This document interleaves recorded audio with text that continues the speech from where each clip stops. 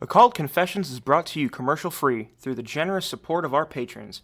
Visit occultconfessions.com and click on Donate to help keep the history of the occult on the digital airwaves. It was a warm, midsummer day in 17th-century Swedish Livonia, just outside the town of Jürgensburg.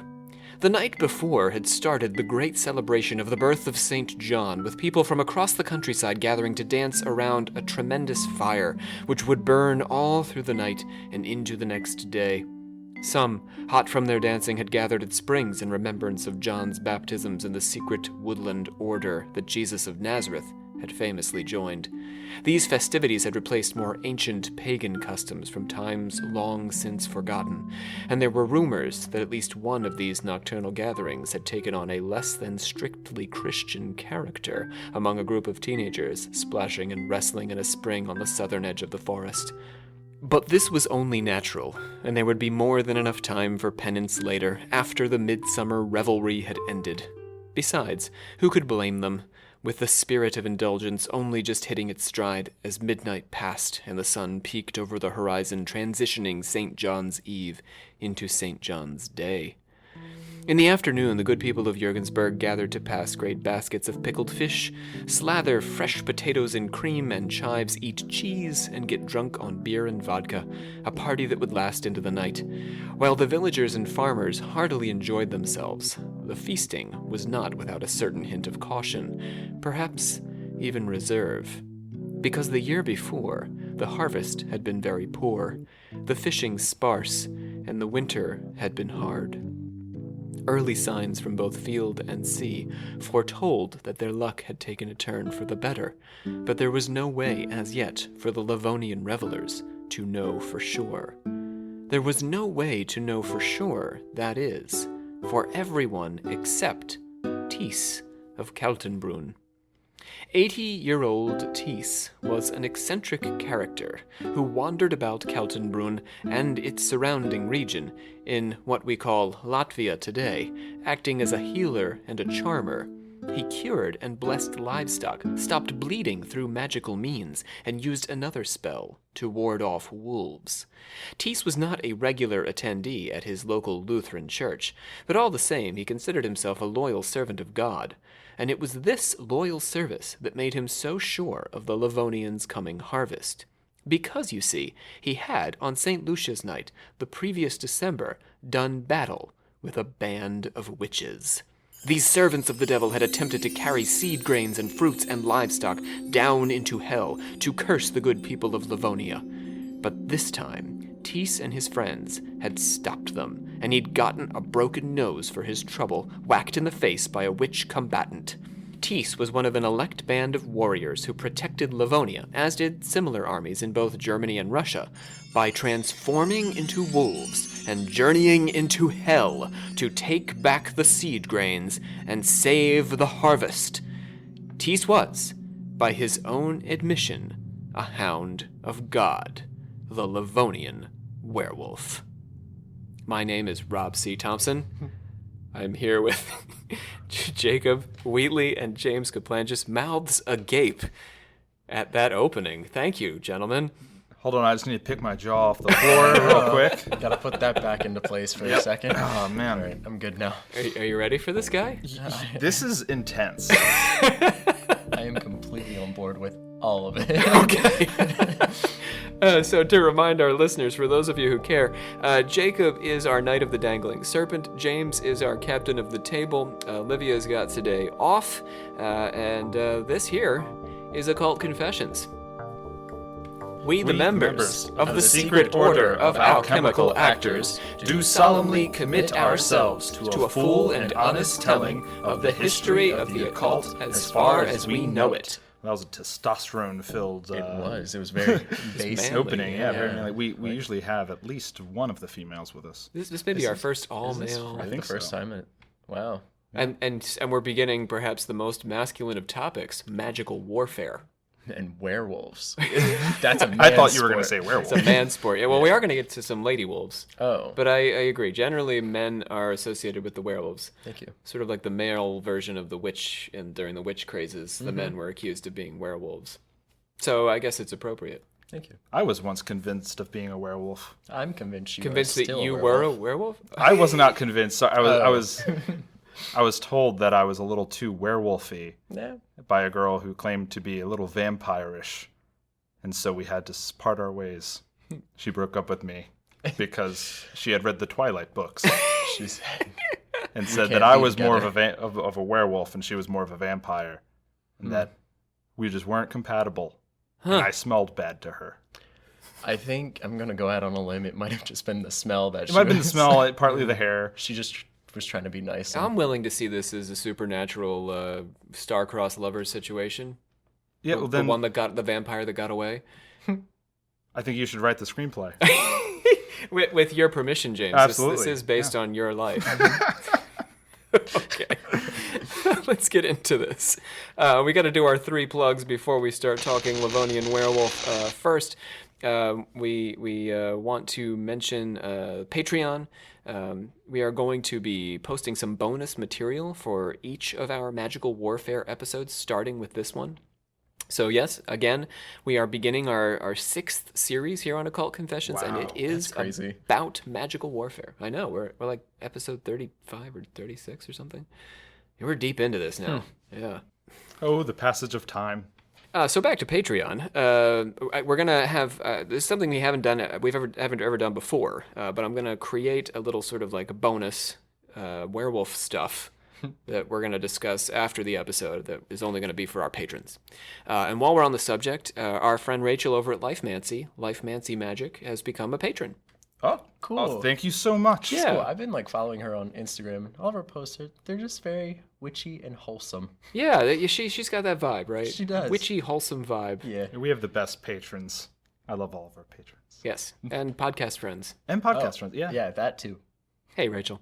So, also, we want to plug one of our episodes from the 2nd series. So what I'm trying to do in the 3 plugs is also let you know an episode you might listen to that will provide more context for the conversation we're having now.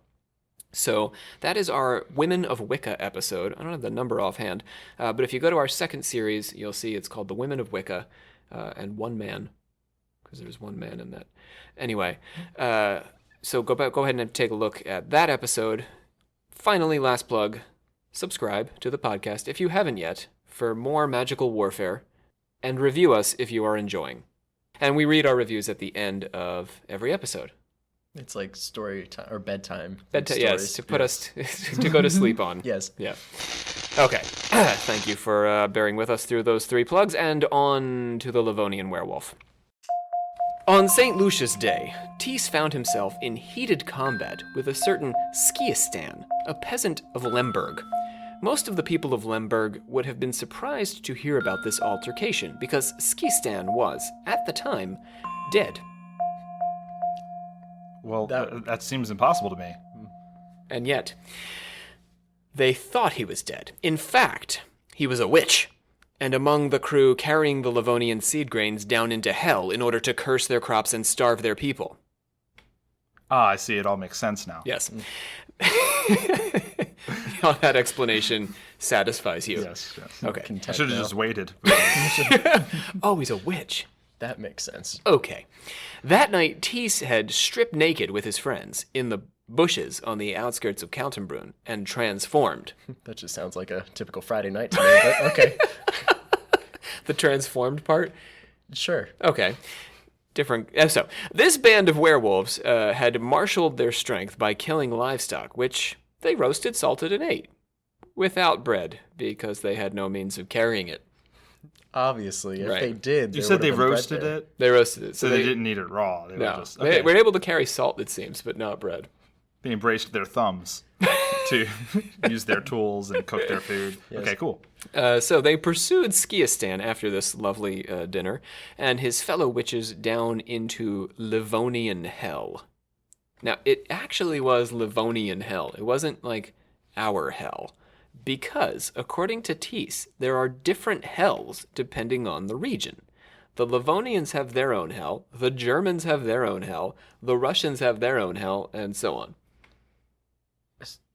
I picture it like it's a tiny little Earth inside of the Earth that is still the same. It's just smaller versions Is that kind of the countries. Do they believe that they can kind of go there through like a cavern or? Yeah, we're getting there. Yeah, okay. Yeah, to get down into hell. Normal folk can transcend and. Well, yeah, as a werewolf. Oh. I wouldn't go just as you. You need that werewolf armor. That extra. The tough fur. skin. Yeah. So as James is pointing out, each of the hells had its own entrance, and it also had its own devils. Like, you can't find Hitler the devil in Russia. Hell. Yeah. That's where Stalin devil lives. Right. Yeah. Obviously. And they don't get along. No. So, the year before, the Livonian werewolves had actually failed in their pursuit, arriving too late into Livonian hell and finding the gates of hell locked and impassable. Yeah. Oh, darn. But this year, they had planned properly and moved swiftly, breaking into hell to engage in open combat with the witches. Skiastan, wielding a broom wrapped in a horse's tail, had struck Thiess on his nose. He had explained the bit about the broomstick and Skiastan 10 years later, at a trial in 1681, but left off the business about traveling to hell as a werewolf. Then, 10 years later, he would remind the judges of this injury at a new trial where he was acting as a witness in a church robbery, and then go on to confess, for the first and only time in his long life, to being a werewolf.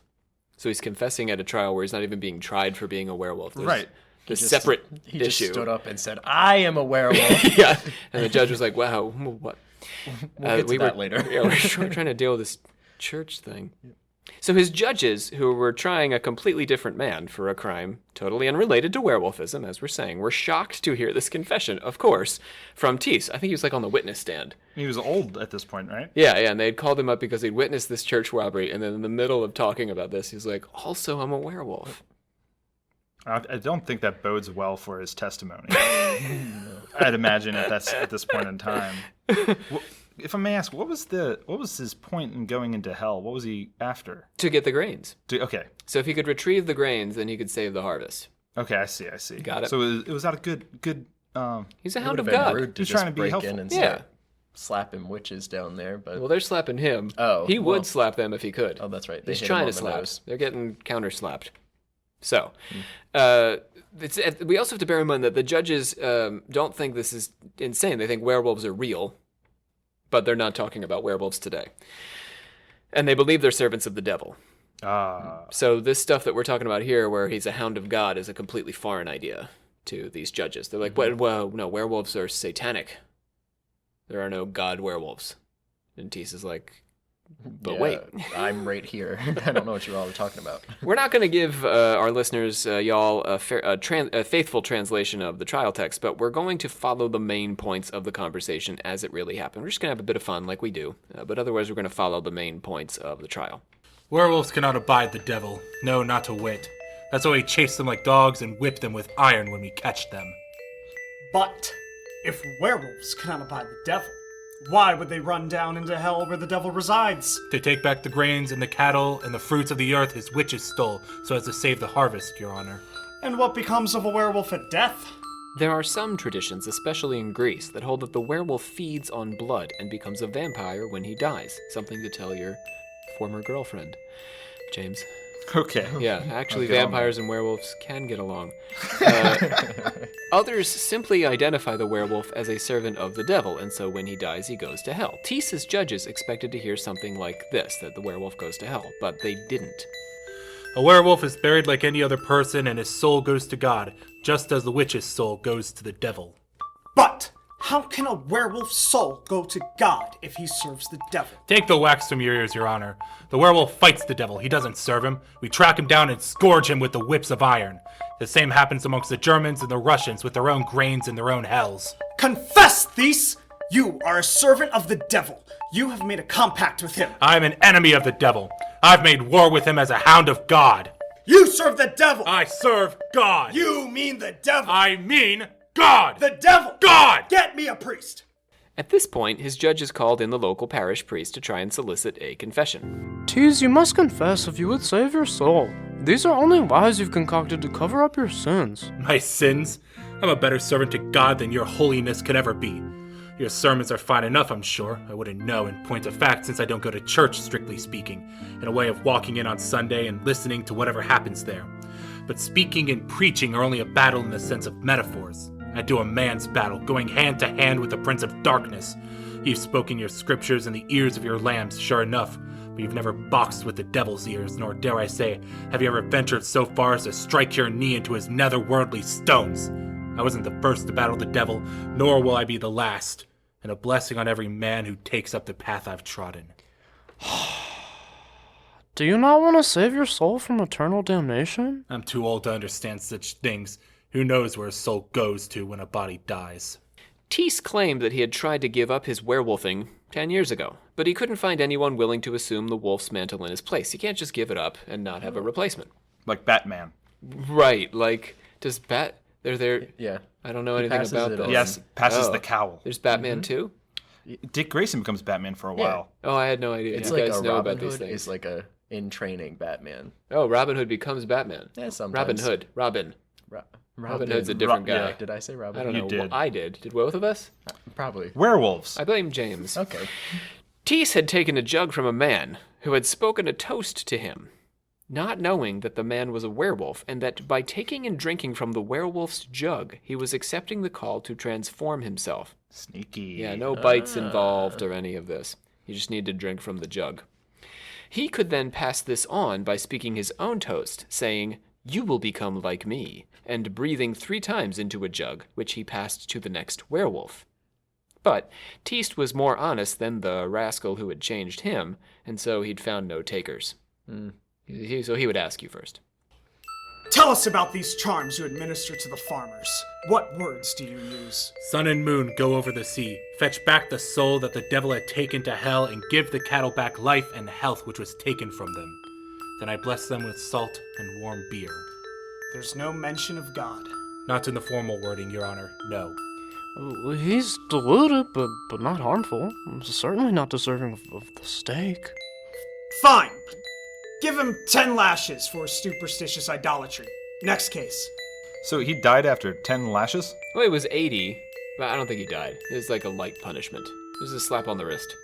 That seems really brutal. Especially, I don't think people lived to 80 a lot back then either. Yeah, he was a pretty old guy. That's true. But it's the equivalent. It's the closest they could get to community service at that period. At that point, they're like, we shouldn't still have to feed you. Let's whip you around a little, see what happens.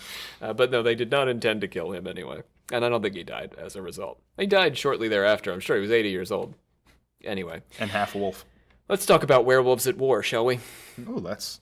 And this, we're changing to the topic of werewolves at war, because Thiess is, in a sense, a werewolf at war, warring with the witches of the devil, but also to try to figure out where Thiess's story came from.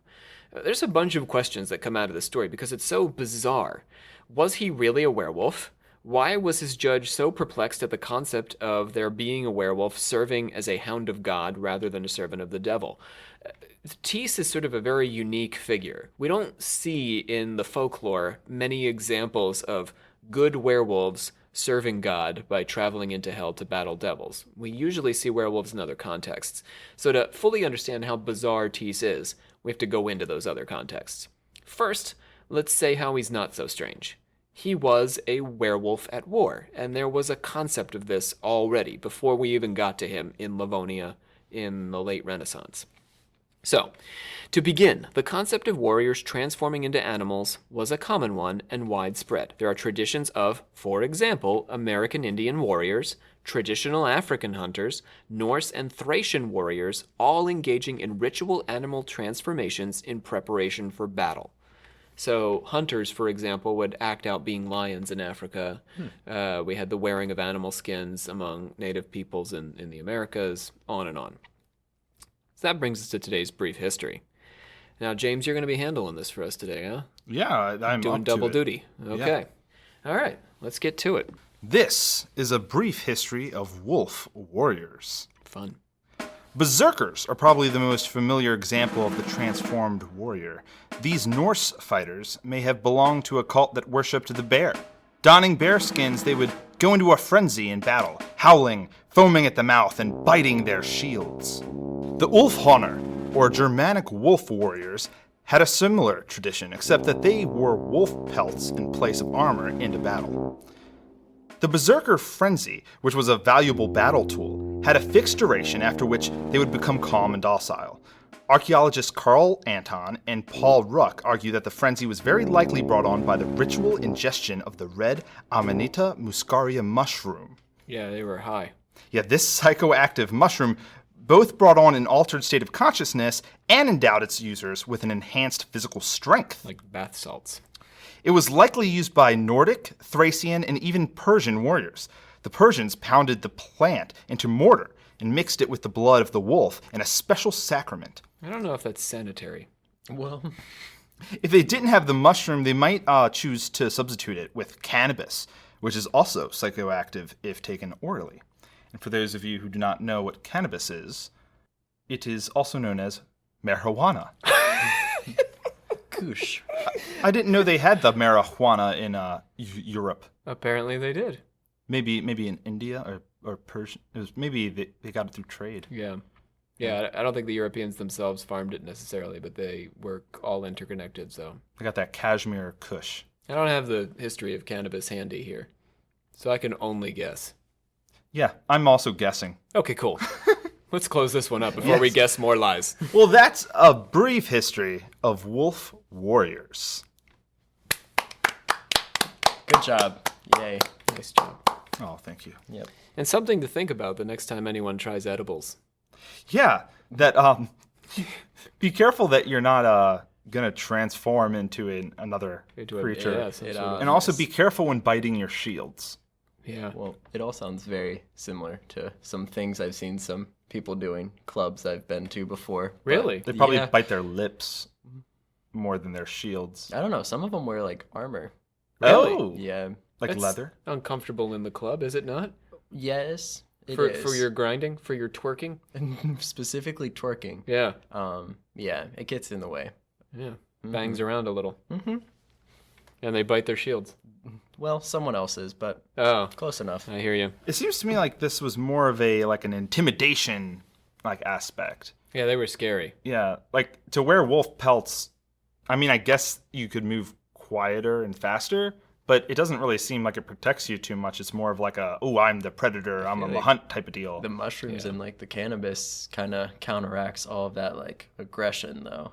But I guess it's different for. Well, you're taking one or the other, and Mm-hmm. you're having a head trip either way. Mm-hmm. So you're in some sort of hallucinatory experience, and I think you can sort of prime your mind up, right? Yeah. To go to, like, to think that's what I'm going to do. Like these people were trained hunters and warriors anyway. That's how they were rigged. They were trackers. They were probably. And I think, James, the fact that they only wore wolf pelts made them all the more frightening. Yeah. That they really didn't care about protecting themselves because they weren't going to feel it anyway. That is scary. Yeah. If you're, really if you're scary, training, actually. if you've got that in mind that you're not going to have armor, I mean, you're training to end the fight quickly, I guess. Yeah. Do we have any records of like how successful these things were? Are there any? I mean, relatively, the Vikings were very successussel conquerors. Berserkers were very Yeah. successful. Yeah, they were scary. The records of them say we were scared when we saw these guys. Yeah, it's like if you're in the middle of a battle and this naked guy just runs out right in the middle of the field just screaming. That's scary. I want to test that out one day. I'm gonna go into the field around here and just come out screaming. As the drones descend. Yes. So, there's a tradition of warriors transforming into wolves in order to do battle with their enemies. But these warriors are fighting strictly terrestrial battles in the natural world. All these warriors that James is talking about. We're missing an essential component of Thiess's experience, and that's the journey into hell. To find examples of supernatural warfare like this, we've got to check in with Europe's shamans. Baltic shamanism probably arrived by way of Siberia, that big icy patch above Russia that also is Russia. Yeah, most of Russia. Yeah. It flourished in Hungary, where the shaman was called a taltos. The taltos is distinguished by a sign at birth and has initiatory visions at adolescence. So you'll have a birthmark, and then when you turn like 13, suddenly you'll start to see stuff. You'll see one important stuff. A vision. Oh. Yeah. That's a lot to put on a child. Yeah, he's only 13.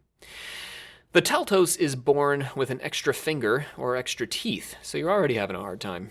and is brought away for 3 days to God. The Taltos returns with the ability to heal.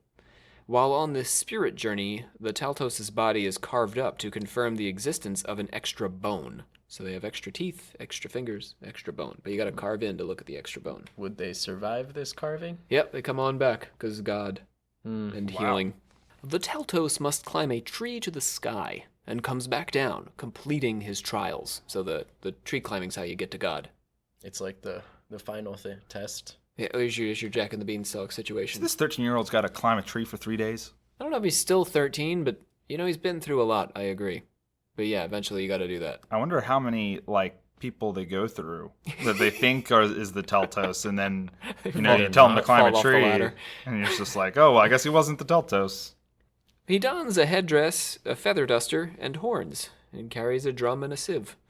In an ecstatic state, the Taltos communes with supernatural beings and the spirits of the ancestors. The Taltos then goes on, much like Thiess and his werewolves, to fight the enemies of the community on soul journeys. Sort of like, Thiess had to go down into hell. The Taltos is now going to go fight supernatural enemies who might hurt the harvest or whatever. For these journeys, the soul takes on the form of an animal, while the human shaman's body rests in trance. Again, very similar stuff. So your shaman could, be a wolf, just like Thiess, or other things. Like a hawk. Like a hawk, or other Siberian creatures. Just often. Do they have hedgehogs? I do not know. I'd like to see a shaman with a spirit of a hedgehog going to fight battles in hell. Hedgehog is, it's a dangerous creature. I don't think so. It's dangerous if you throw it at someone. I don't know. Or sit on it. Or sit on it. It's not really like a porcupine. That's true. Carlo Ginzburg connects these shamanic battles with Thiess's battle and the benandanti, Italian spirit warriors who projected their souls to do battle with witches in the night. This we talked about on our Wicca episode. So it's basically like other religions, or I guess not religions, nationalities. They it's the same thing, just in a different place. Yeah, they have their own version. Yeah, just like other How religions. How curious and bizarre it is. Yes, indeed. What a coincidence. So much so that witchcraft scholar Klanitze, what's the guy's name here? Let me see if I can get his full name up here. Well, Klanitze. He that is his full name. She's like, sure. Right. I'll post it up on our resources page. Points out that the benandanti and other European sorcerers go on their soul journeys in secret. And this is actually in contrast to the shaman who does it publicly. So the shaman does it on behalf of the community, tells the community, guys, I know we're having a bad harvest, or all our cows are, giving curdled milk or something. All our daughters are coming out with the... They're just coming out. Just coming out. It's all daughters all the time. We have all women. We got to do something. We need some boys here. So I'm going to go do battle with the supernatural forces to try to straighten out this daughter problem. Or what have you. Mm-hmm. Oh, thanks, Mr. Shaman. Yeah, that's what they say. But the benandanti don't tell anybody about what they're doing. They just do it in secret. They're like, hey, benandanti, what are you doing? Nothing. Okay. We don't talk you about see nothing. Got my eye on you. Behind a bush. I don't see a benandanti. So we sort of can't exactly put them in the same bucket. Also, Thiess and his werewolf brethren are not going on soul journeys. His soul does not become the wolf. He becomes the wolf by physically transforming into the animal. So when we put all these together, there's always something that doesn't quite match up. The benandanti are doing it in secret. Thiess is doing it in secret, so they're like each other. But both the benandanti and the Taltos are doing this... for the community? Well, Taltos is doing it for the community. Thiess and benandanti are doing it for the community just secretly. Mm-hmm. So that's how they're not like the Taltos. The Taltos is telling everybody, I'm going. But the benandanti are not like Thiess because they're only going on a soul journey, like the Taltos. Oh, they're not physically going into their personal hell. Thiess is their national hell. The team. Thiess is actually transforming in his physical body and making the journey. And you said he was in, what, modern-day Latvia? Not modern day.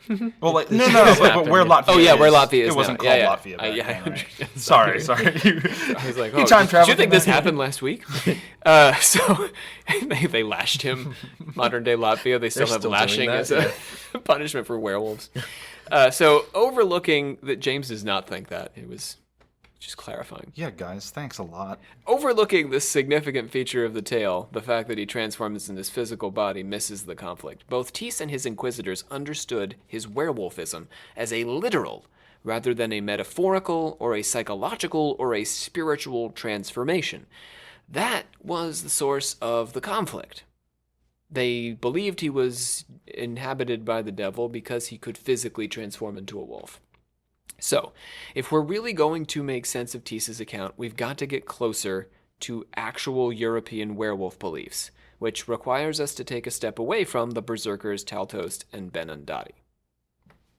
That's fine. Let's get down to the werewolves. Fun. Yeah, where were these werewolves? Where did they come from? Werewolves. Do we have a first encounter in the Werewolf? in I don't the- know. That's What's tough. in the scripts? The earliest? I mean, there were, I think, Roman werewolves. We can go back. We can go Wow. pretty far back, yeah. Okay. So, the reason I like the berserkers and the Taltos and the benandanti is because none of them are cursed.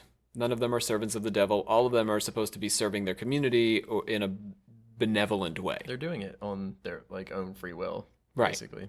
And they're either defending the community as the berserker, or they're going off on these soul journeys. All of it's good, and they're honored for their contribution to some extent. However, in European werewolf tradition, it is not viewed that way. The werewolf is cursed and is satanic in some way. Traditionally and popularly, the werewolf is understood to be either the victim of a curse or an intentionally evil person acting out of malice and greed.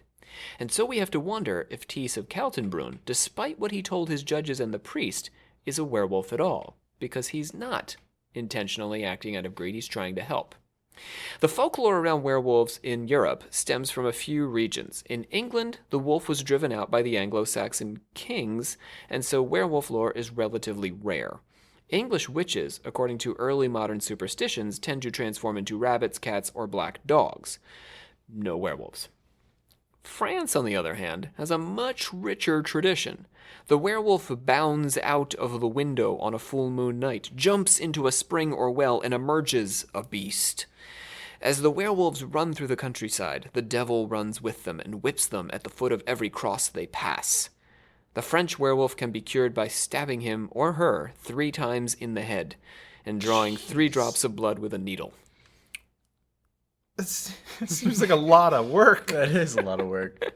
And you wonder if they're still there, right, when you're done Right? stabbing them in the head 3 times. They're just kind of twitching a little bit. I mean, I You're feel like that's "Not just yet." a cure for anything. I get because you'd just be dead. It would. Stabbing him in. Or severely brain damaged, so you've forgotten all of the things that you thought you were before. The other hotspot for werewolf lore is along the Baltic Sea, stretching from Germany through Poland and up through Latvia. This is the home of the Livonian Thiess. It also includes some of Russia. There are a couple of legends that we can trace back specifically to Thiess's home in Livonia. The first legend was collected by the Swedish chronicler Olaus Magnus. In Prussia, Lithuania, and Livonia, there's a large crew of men who transform into wolves on Christmas night and try to beat down people's doors to devour them as well as their livestock. They also break into beer cellars and drink down whatever they can find. By this drinking, you can differentiate them from true wolves. Another legend recorded by the German scholar Kaspar Pusser touches on the iron whip mentioned by Thiess and referenced in the French lore. At Christmas, a boy with one lame leg goes around the country summoning the devil's followers, and they gather for a conclave where they transform into wolves. The leader carries an iron whip, and the wolves wander about the countryside, killing and devouring cattle and sheep. But fear not, for they cannot kill humans. To cross water, as they must often do in their rovings, the leader strikes the water with his whip, and it divides. These frightful revels last 12 days, after which the werewolves return to their human forms. It's just the Moses of werewolves. Werewolf Moses. Yeah. Yeah, if that's, I don't know, is that okay? I don't think so. It doesn't feel because kosher. It doesn't, because he's No. like the devil's followers or something. Well, a lot of the witch lore is like an inversion of the Christian stuff, Yeah. the Black Mass and stuff. Yeah. So this would be Werewolf Moses. That's just how I have to connect things. Back There you to go. Jesus. Yes, we got to relate it all back. Yep. In this case, to Moses. Yep. But we should also look outside Livonia proper, because the area served as a kind of melting pot for several cultures in the late 17th century. Nearby in Poland, legend tells of how the werewolves rage twice a year at Christmas and midsummer. They say that on the day of a wedding, if a witch wishes to curse the bridal party, she can lay a girdle of human skin across the threshold of the house. Sorry? A girdle of human skin. How does no one see this though? They don't notice it. Is that a human skin on the threshold of my house? She's just like, shh, don't worry about it. A girdle. A girdle of human skin. So just like the skin around the thigh? I guess it could be, yeah. Yeah, I don't... Like, which part would you take it from? I guess Yeah. you could piece it together.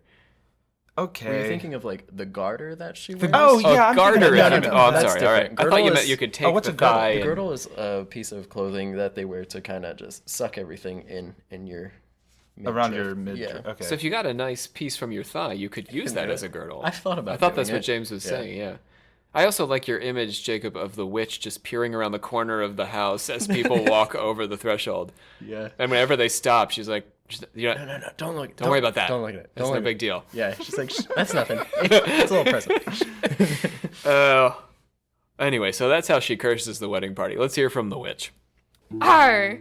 I have been mildly annoyed by the fulsome and pretty bride who is wed this day in this house. She kicked mud as she passed my doorstep and it got on my garden gnome. It might have been an accident, but I can't be sure. So I better curse her. But just a little. I do not want to kill her or poison her womb. Rather, I would see her and her friends lose their pretty human shapes and become wolves. Wolves, I say. Ha! But not forever. Just for 3 years. Luckily, I just so happen to have made my girdle out of some human skin I had laying around the house. She shall never suspect it. But that's still pretty bad. He's like, I'm just gonna curse her a little. I'll turn her into a creature that can't speak or use their hands, and also, but not for long. Just for a little bit. 3 years. That's a long time. That's But it could be forever. it's like an eighth of your life. Oh, well, I guess at the time period, yeah. Well, you're already of marriageable age, so you're on the home stretch there. Oh man. If the bride, bridegroom, or any of their bridesmaids or groomsmen step over the girdle, they will be transformed into wolves, as we say, for 3 years. At that point, the witch will cover them with magical skins with hair facing outward that will change them back. So the witch actually she has to finish this by coming back 3 years later. Oh, she's like, I'm sorry, guys. Yeah, my bad. She cools off. Yeah. She was upset. She's like, I cleaned the gnome. It's fine. I had 3 years to think about it. And now you can be people again. That's a weird thing I think I find in a lot of old stories, a lot of old folk tales, is the bad guy is also not so bad. You know, They it's learn like, their oh yeah, well, lesson in a it's way. like, oh, I'm gonna find that witch or wizard, and I'm gonna tell him to turn me back, and it's he's willing to do it, maybe in exchange for something, but Yeah, there's always a deal to be made. I'm like, well, Here you just need, if you've given your 3 years, if you put your time in, the witch is like, all right, I guess I overreacted. Given the proximity to Sweden, Thiess's conception of the werewolf may have also been influenced by Nordic ideas. The Swedes believe that Russians can turn them into wolves. Norwegians believe that trolls can transform people into wolves or bears, or that trolls themselves can become wolves or bears. They tell a story of a man transformed into a wolf by a witch for failing to cross himself before felling a tree. Gotta cross yourself before you fell a tree, lumberjacks. cross yourself. You Do the sign of the cross? Yes. Okay. Yeah. Years after her husband's disappearance, a mysterious beggar came by with strange news. Thou dost live alone, dost thou not? I do. Thou dost fear thine husband has perished in yonder forest, but take heart, thine husband is not dead. He isn't? 9. Then what is he? He has been transformed into a wolf. Put out a bit of meat and you shall see. The woman put out a bit of meat on her doorstep, and sure enough, when next she looked, a wolf had arrived and was partaking of her gift. Oh, Wolf, are you my husband? Having been recognized, the man resumed his human form in the same clothes he had worn when he first transformed. It is I, wife, fully clothed. How discreet. In Denmark, there was a folk belief that if a woman passed naked through a sack in which a foal was born, stretched between 4 twigs, she would give birth without pain, but all of her sons would be werewolves, and all of her daughters weremares. Well, there's the trade-off. She's like, do I want this to hurt or like have werewolf kids? I guess they probably wouldn't want werewolf kids because, I mean, unless she was... But there's this whole procedure that you could go through, so I guess some people would have Like, taken the I'll deal, take it. right? Right. Or maybe that was just to, like, they had a procedure, but they didn't want people doing it for some reason. They're just like, oh, well, if you do it, your kids are going to be werewolves. He's like, oh, really? I'm going to write that down. So this was like a perfect miracle cure, but they didn't want to give up all their foal sacks, so they made up this story. My dad once told me that if I ate styrofoam, that I would turn into a bird. That was to deter me from eating styrofoam, Apparently you wanted which to do that. didn't work. I really wanted to fly, Rob. I bet you're still passing some of that styrofoam. Maybe. I don't know how long it stays in your system. So a mare is not a female horse in this context, by the way. The daughters turning into mares. They are mythological creatures who ride on people's chests in the night to give them nightmares. Nightmare? Oh! From there. Yeah. The werewolf could only be cured once identified as a werewolf and told out loud that he was a werewolf. You would think the mother would just do that, but probably she couldn't. Acceptance is the first step. Yeah, then you're good. That's the only step. This is all, yeah, the only step. Yeah. You're a werewolf. Oh, man, you got me. And he's not a werewolf anymore. Swipe or no swiping. Oh, man. Some themes resonate from these legends into Thiess's tale. The Iron Whip, number 1. Right? We heard that for the Moses werewolf.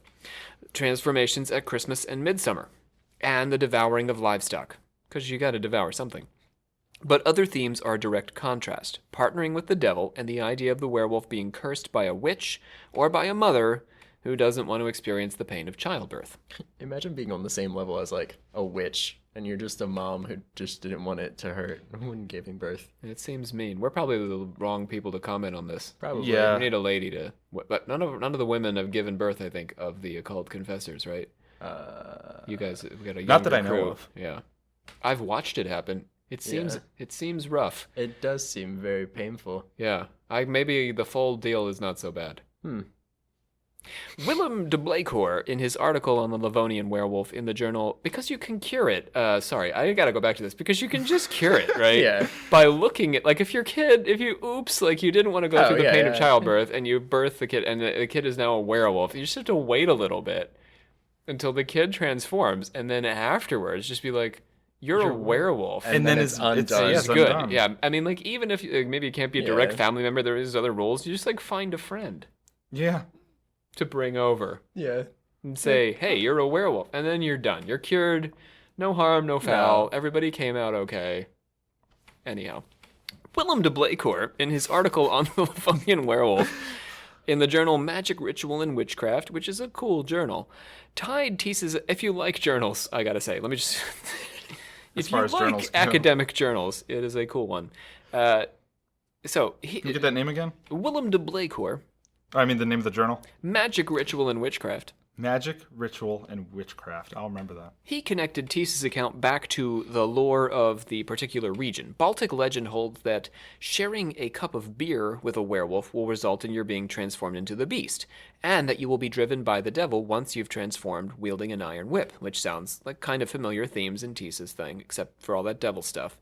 A potentially imported Russian custom has revelers dressing as wolves at Christmas time and punishing anyone unlucky to be captured by them as they wander the streets of the village. Kind of terrifying. Yeah. You're just like going home and werewolf people attack you, but they're just people in wolf costumes and they beat the crap out of you. It's a bunch of jackasses, really. Really. Christmas Damn teenagers. was very different back Rotten then. kids. They're probably in their mid-30s. So, That's even worse. Latvian custom closer to home involve revelers roaming in disguise as bears, cranes, horses, and wolves, demanding meat and performing bawdy mock weddings to drive away evil spirits and promote fertility. So that's sounding more Thiessian because the devil's not involved. They're dressing as an animal to drive away evil forces. A mock wedding sounds like fun. Folklore is a tricky creature that thrives because of its dynamism, to get on my scholarly horse for a bit. My scholarly mare, if you will. That is to say, folklore is defined by the fact that it is changed and adapted with every telling. As a legend passes from person to person, they change or transform it according to their own beliefs, customs, and those of their audience. So, Thiess of Kaltenbrun became a kind of werewolf that sat between a range of traditions. He's adapting all of these, right, into himself.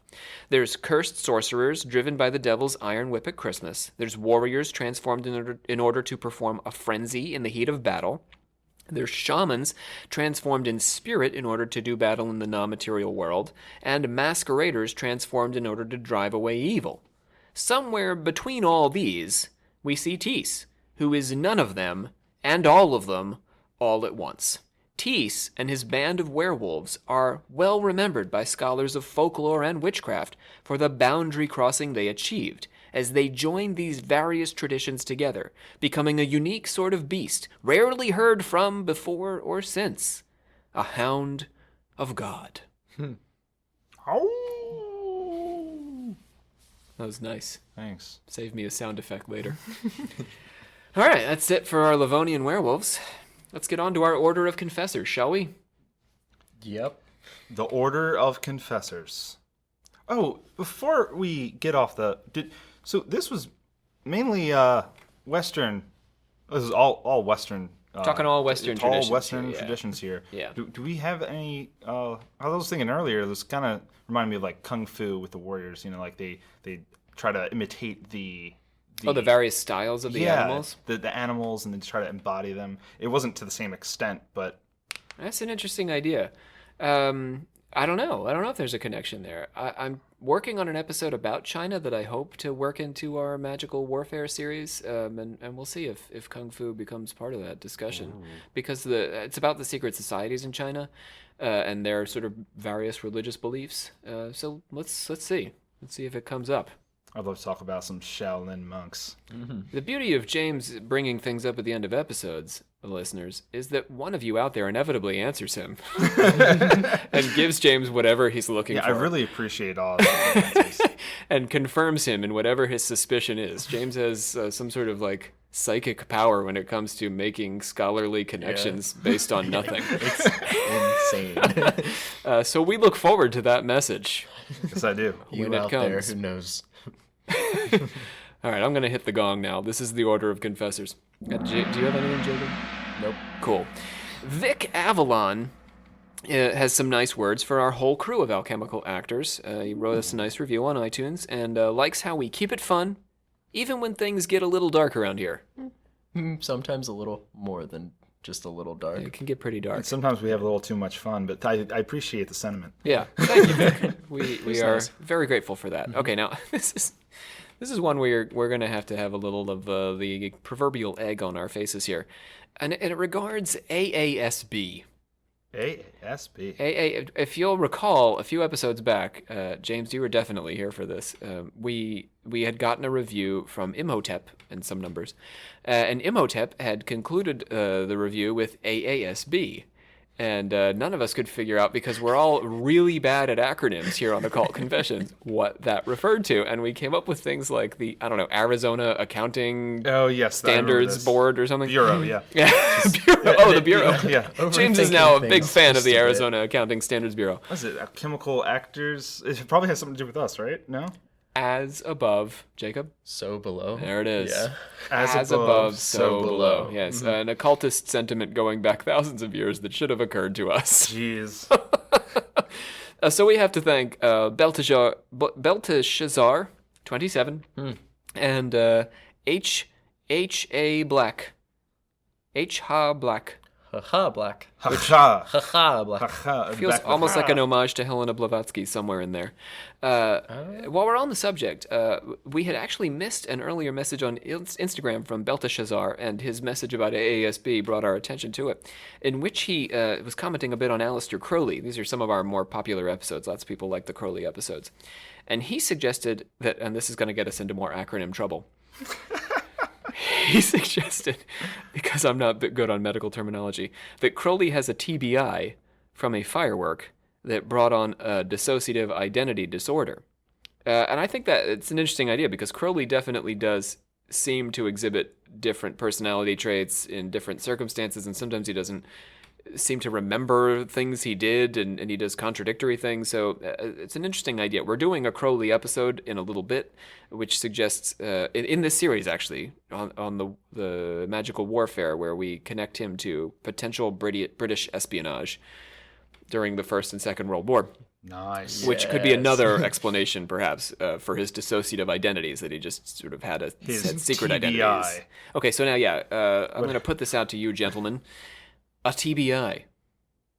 I'm gonna say tuberculosis infection. Those aren't two different words. Think so. I don't know if, because that's in your lungs. I don't know if that'll get to your brain. I'm sure your lungs help your brain. Yes, I'm sure it would hurt. Right, and your feet help your legs. TBI.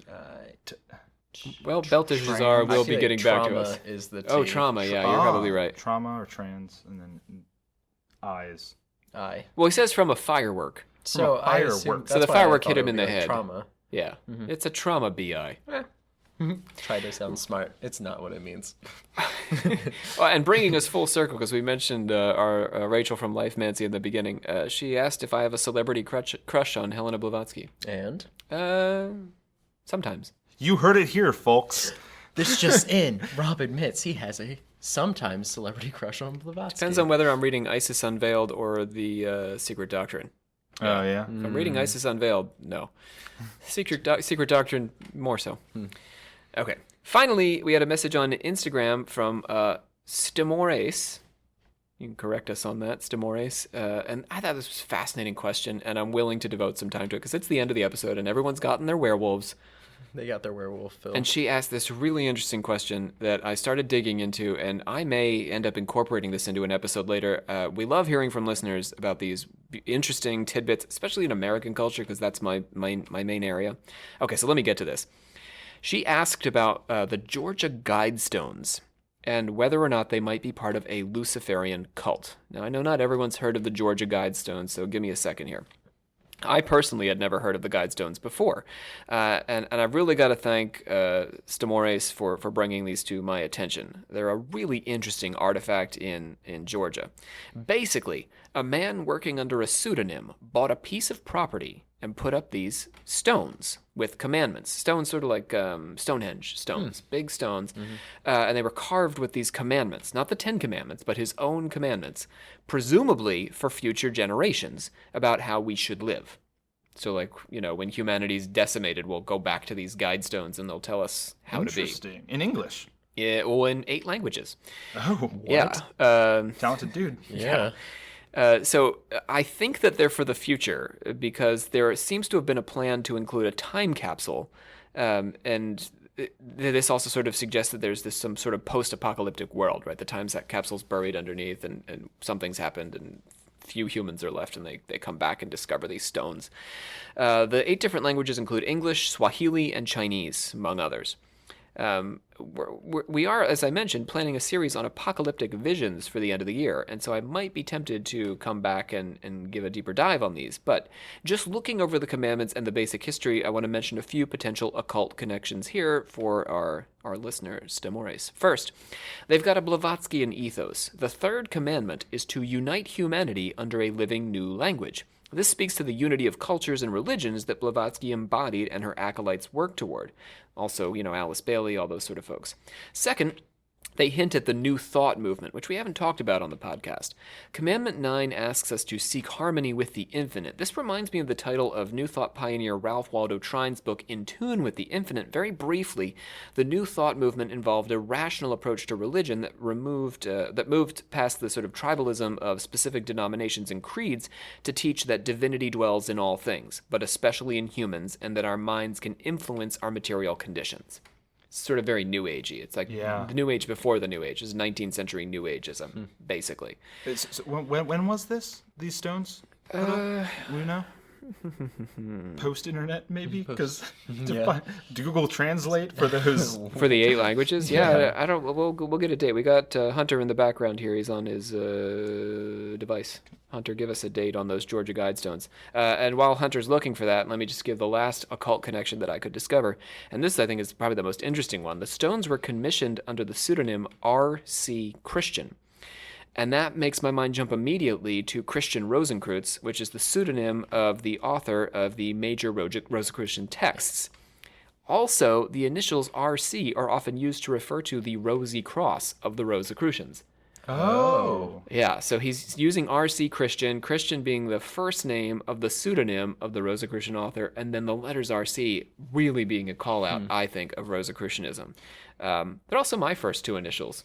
So R.C. Thompson. Rosie Cross Thompson. We've got a date on those. Very stones. nice. 1980. Oh, good year. Not that good year. long ago. Yeah. None of us were here.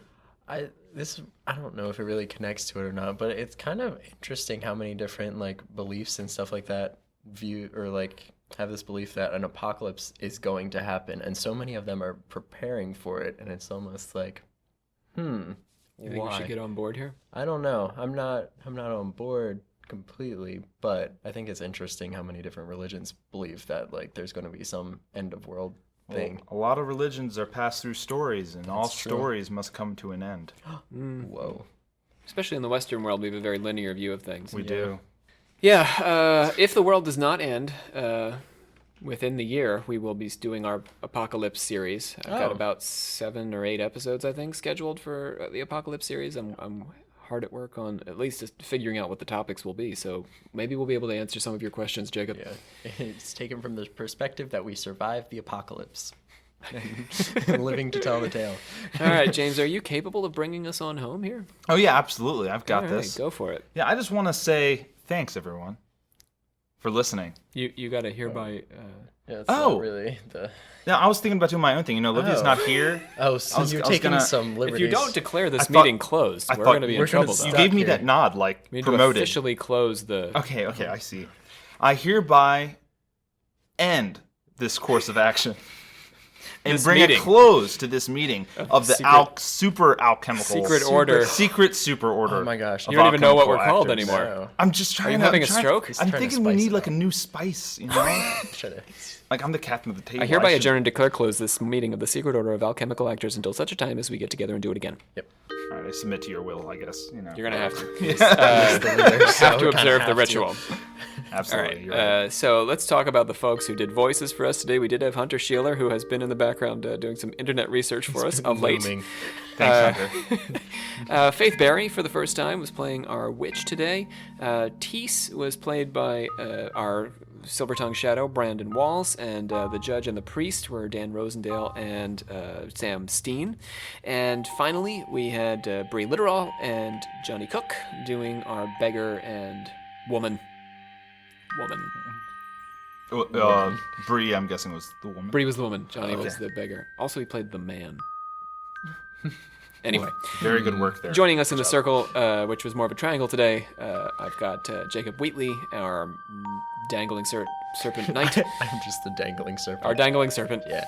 Knight of the door. Yes, fare thee well. I don't know. That's good. Good day. Good day. Good day. Fare thee well sounded very Renaissance. I felt like we were among the werewolves. And James Complanchus, our captain of the table. Yes, to all my fellow werewolves out there, make sure you shampoo and condition your skin and hair. Yes. Don't let the vampires keep you down. Oh yeah, don't let them keep My name is. Are you all turning what? My name is Rob C. Thompson. I am the Supreme Hierophant of our secret order here.